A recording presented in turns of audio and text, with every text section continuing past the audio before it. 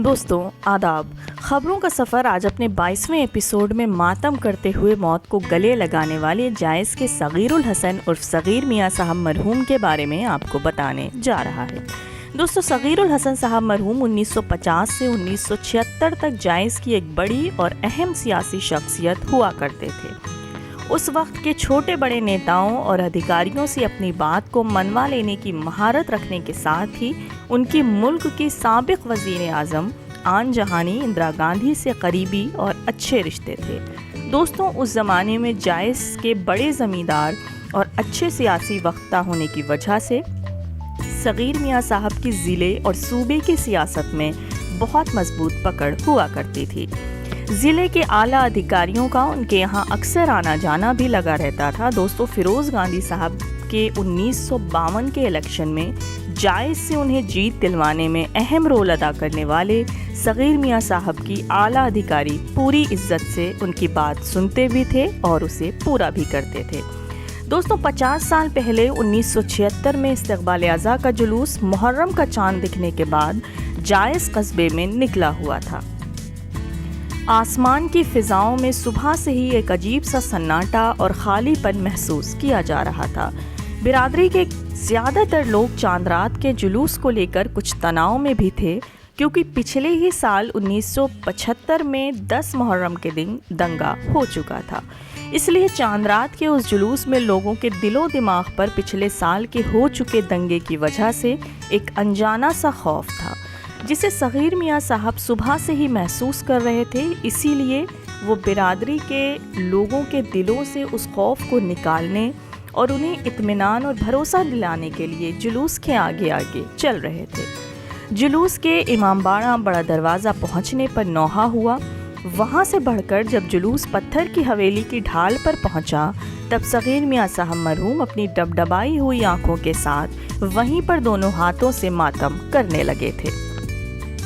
उनके मातम शुरू करते ही सभी लोग मातम करने लगे थे। जानकारों के मुताबिक उस साल इस्तक़बाल अज़ा के जुलूस में तारीख़ी मातम हुआ था, लेकिन तभी सगीर मियाँ साहब मरहूम मातम करते हुए गिर गए। लोगों ने समझा कि उन्हें चक्कर आ गया है। जुलूस में चल रहे कुछ लोग उन्हें उठाने लगे। बाकी लोग जुलूस के साथ इमामबाड़ा सरकारी हुसैनी की तरफ हमेशा की तरह बढ़ गए। बाकी कुछ लोग गिर कर बेहोश हो चुके सगीर मियाँ को होश में लाने की जिद्दोजहद में मसरूफ़ थे। आनन फानन सरकारी अस्पताल में तैनात डॉक्टर जैदी साहब मरहूम को लाया गया, लेकिन अपनी तमाम भरसक कोशिश के बाद भी वो सगीर मियाँ साहब को बचा न सके थे। इंतकाल की खबर पता चलते ही कोहराम बर्पा हो गया था। लोग रोने पीटने लगे थे और उसी हालत में उनकी मैयत को घर ले जाया गया था, जहां कुछ ही देर में अशरे की पहली मजलिस होनी थी। दोस्तों, जानकारी के मुताबिक इमामबाड़ा वक्फ़े सामिनिया की 1976 में हुए अशरे की वो पहली मजलिस उनके इंतकाल हो जाने के बावजूद घर वालों ने बिना गम और हिरास के पूरी अक़ीदत के साथ बर्पा की थी। दोस्तों, सगीरुल हसन नकवी उर्फ सगीर मियाँ साहब मरहूम की पैदाइश जायज़ के सैदाना मोहल्ले के रहने वाले एक बड़े ज़मींदार जनाब औलाद हसन नकवी साहब मरहूम के यहाँ 1927 में हुई थी। आप खानवादे सामिनिया मीरवाली के बहुत अहम, हाजिर जवाब और ज़हीन सियासी शख्स थे। सगीर मियाँ साहब मरहूम जायज़ की 2 ग्रुप में बटी हुई सियासत के दौर में दोनों ही ग्रुपों में रहे और अपनी सियासत के शुरुआती दिनों में आप बख्शी जी के साथ रहे। बाद में उनसे किसी बात को लेकर हुई नाराज़गी की वजह से सगीर मियाँ साहब हाजी मोहम्मद वसीम साहब मरहूम के ग्रुप में शामिल हो गए थे और आखिर तक उसी ग्रुप में बने रहे थे। सगीर मियाँ साहब मरहूम अपनी रौबीली शख्सियत, कड़क आवाज़ और एक बड़ी ज़मींदारी के मालिक होने के रोबोदाब और असर होने की वजह से उस ज़माने के जायज़ के काफ़ी असरदार और अहम सियासी शख्स हुआ करते थे। आप जायज़ के तमाम कौमी कामों में आगे रहकर अहम रोल अदा करते थे। दोस्तों, जानकारों के मुताबिक सगीर मियाँ साहब का ख़ानदान उस वक्त के सभी कौमी और सियासी मामलात में आगे रहता था, फिर चाहे वो मुहर्रम 1939 का जायज़ में भड़कने वाला दंगा रहा हो या फिर 10 मुहर्रम 1975 के दिन का होने वाला दंगा रहा हो।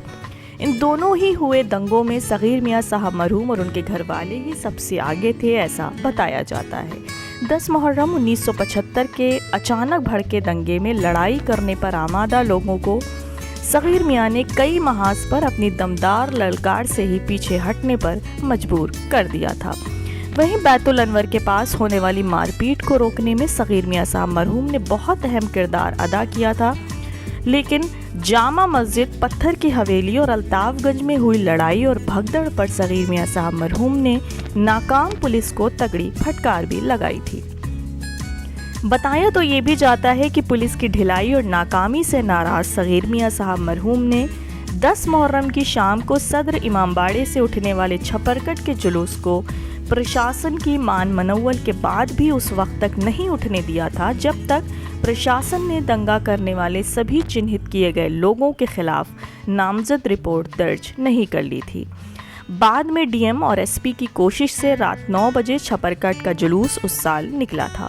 حالانکہ دنگے کے بعد پولیس نے صغیر میاں صاحب مرحوم کے ساتھ ہی برادری کے کئی دوسرے اہم لوگوں کو بھی DIR اور میسا قانون کے تحت جیل بھیج دیا تھا، جہاں 20 یا 25 دن تک سبھی لوگ قوم کے لیے جیل میں بند رہنے کے بعد جب ضمانت پر واپس آئے تھے تب آپسی بات چیت کے بعد معاملہ ختم کروا کے دونوں پکشوں کے بیچ آپسی بھائی چارہ قائم رکھنے کے لیے صلح کروانے میں صغیر میاں صاحب مرحوم نے نمایاں اور اہم رول ادا کیا تھا، جس کی وجہ سے دنگے کا مقدمہ ختم ہو سکا تھا۔ دوستو، صغیر میاں صاحب مرحوم 1970 یا 71 میں ٹاؤن ایریا جائز سے وارڈ نمبر 12 کے ممبر اور اس کے بعد وائس پریزیڈنٹ بھی ہوئے تھے۔ اپنی 50 سال کی عمر میں صغیر میاں صاحب مرحوم کے ملک کے کئی بڑے سیاستدانوں سے تعلقات تھے، جو صغیر میاں صاحب مرحوم کے جائز کے بڑے زمیندار ہونے کی وجہ سے اکثر ان کے گھر آتے جاتے رہتے تھے۔ ان میں فیروز گاندھی، اندرا گاندھی، ہیموتی نندن بہوگنا، علی ظہیر صاحب وغیرہ کے نام قابل ذکر بتائے جاتے ہیں۔ اس کے علاوہ آپ نے جائز کی سیاست میں کئی ایسے نمایاں کام انجام دیے تھے جسے آج بھی لوگ یاد کرتے ہیں۔ دوستو، صغیر میاں صاحب مرحوم کافی ملنسار، مذاقیہ اور ہر دل عزیز شخص تھے۔ ہر عمر کے لوگوں سے ان کی دوستی رہتی تھی۔ آپ غریبوں کے کافی ہمدرد تھے۔ شاید اسی وجہ سے ان کے اچانک انتقال ہو جانے کی خبر پھیلتے ہی جائز ہی نہیں، دور دراز سے ان کے چاہنے والے تمام ہندو، مسلمان، شیعہ، سنی سبھی مذہب کے لوگوں کی بھیڑ کے ساتھ ہی ضلع کے چھوٹے بڑے نیتاؤں کی بھیڑ بھی ان کے گھر پر لگ گئی تھی، جو سبھی اپنے نیتا یا دوست کی ایک جھلک پانے کے لیے بے چین تھے۔ جانکاروں کی مانیں تو صغیر میاں کے جنازے میں اس وقت کافی بھیڑ جٹی تھی۔ چونکہ 1975 کے دنگے کے اگلے ہی سال اچانک صغیر میاں صاحب کی موت ہوئی تھی، اس لیے برادری میں بھی ان کا بڑے پیمانے پر غم منایا گیا تھا، جس میں دور دور سے لوگوں نے آ کر شرکت کی تھی۔ تو دوستوں، آج بس اتنا ہی، ملتے ہیں کسی دوسری سٹوری کے ساتھ بہت جلد۔